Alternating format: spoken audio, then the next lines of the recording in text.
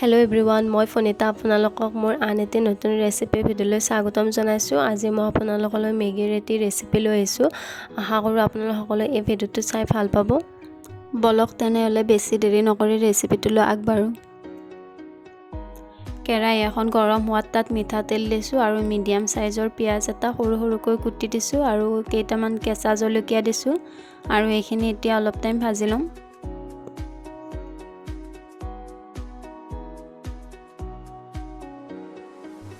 আৰু এতিয়া ইয়াতে হাফ চামুচ হালধিৰ গুড়ি দিম আৰু এইখিনি আকৌ অলপ টাইম ভাজি লম। পিয়াজখিনি ৰঙচুৱা হোৱাৰ পিছত ইয়াতে এটা সৰু সাইজৰ আলু এনেকৈ কাটি দিম।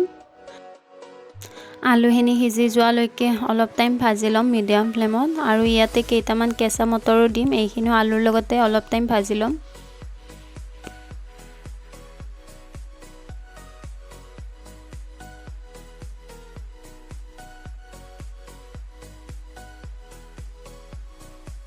আৰু এইখিনিতে মেগী মছলা এপেকেট দিম। মেগী 2 পেকেট আছিল, এতিয়া মছলা এপেকেট দিম আৰু এপেকেট পিছত দিম। মছলা পেকেট দি এইখিনি আকৌ অলপ টাইম লৰাই কিনে ভাজি লম।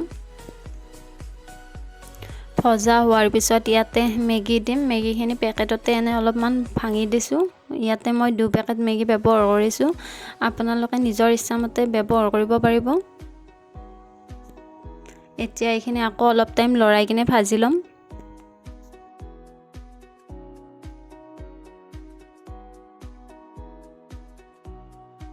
ভজা হোৱাৰ পিছত ইয়াতে মই অলপ গৰম পানী দিছো। আপোনালোকে নিজৰ ইচ্ছা অনুসৰি পানীটো দিব পাৰে। যদি অলপ পানী ৰাখিব খোজে মই শুকানকে ৰাখিম বাবে অলপে পানী দিছো মেগীখিনি সিজি যোৱালৈ।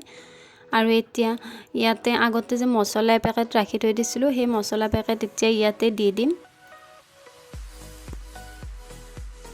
মছলাখিনি দিয়াৰ পিছত মেগীখিনি আকৌ অলপ টাইম লৰাই দিম